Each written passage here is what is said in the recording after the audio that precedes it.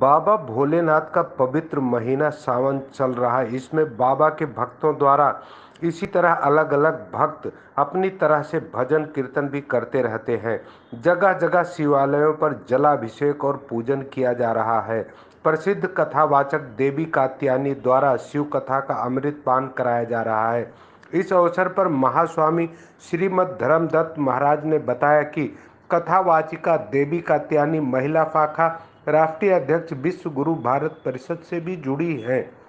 और फिर शिव की कृपा से ही भक्ति आपको मिलेगी, तभी आप भगवान की भक्ति कर सकते हैं, वरना नहीं कर सकते। शिव ही आपको ताकत देते हैं, आपको अंदर भक्ति के लिए जितनी शक्ति चाहिए वो प्रदान करते हैं। इसलिए भगवान शिव को पूरी तरह आप समर्पित हो जाएं, समर्पण में कोई कमी न रखें, क्योंकि समर्पण की क्यों जरूरत पड़ती है? समर्पण की जरूरत भक्ति में हमेशा से पड़ी है और हमेशा रहेगी।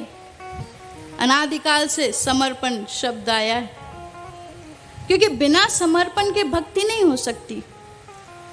क्योंकि समर्पण करके ही आप दिखाते हो कि मैं अब नहीं हूं, मेरे अंदर कुछ भी बचा नहीं, मेरा नहीं रह गया।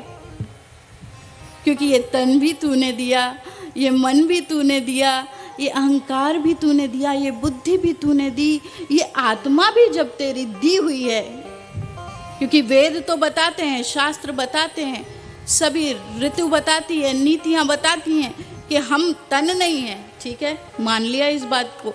हम बुद्धि नहीं है, ये भी मान लिया। हम चक्षु नहीं है, श्रवण नहीं है। अब जब तन ही नहीं है तो चक्षु कहाँ से हो जाएंगे? वो ठीक है, तन नहीं है, बुद्धि नहीं है, मन नहीं है, अहंकार नहीं है, तो हम हैं क्या?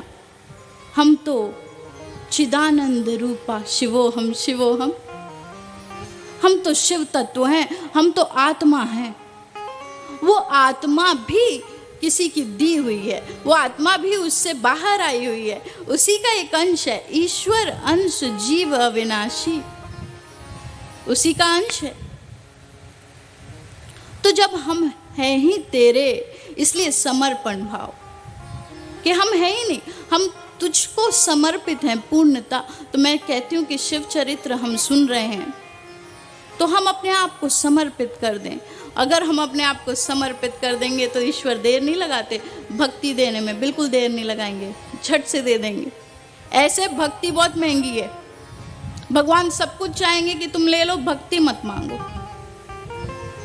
तरह तरह के लोग, देवता लोग देंगे। आप तप करने, साधना करने बैठते हो ना, तो तरह तरह की सिद्धियां प्रकट होने लगती, सिद्धियां प्रकट होने लगती हैं। तो आप सोचते हो अरे हम तो सिद्ध हो गए, और मन में अहंकार जागृत होने लगता है। आप बीच में ही साधना रोक देते हो, अभी भक्त बने नहीं, पूर्ण भक्त हो भी नहीं पाते, और सिद्धियां आकर हमारे मन को बिगाड़ देती हैं, हमारे चित्त को बिगाड़ देती हैं, हमारे भीतर अहंकार भर जाता है। तो अगर समर्पण नहीं होगा तो हमेशा ये भय बना रहेगा कि हम आज नहीं तो कल बिगड़ जाएंगे। इसीलिए साथियों, हमें बहुत ज़रूरत है कि हम अपने मन को पवित्र बनाएं, पावन बनाएं, उसे सुंदर मनोहर बनाएं, जिसमें आकर के रघुपति विराजमान हो जाएं और तरह तरह की लीला करें, तरह तरह के चरित्र करें, जिससे कि सभी देवताओं को, सभी मुनियों को और सभी जो सज्जन हैं उनको सुख देने वाले चरित्र प्रभु राम कर सकें। इसलिए हमें अपने मन को पंचवटी बनाना पड़ेगा। कैसा बनाना पड़ेगा? पंचवटी जैसा। क्योंकि पंचवटी कैसा है प्रभु परा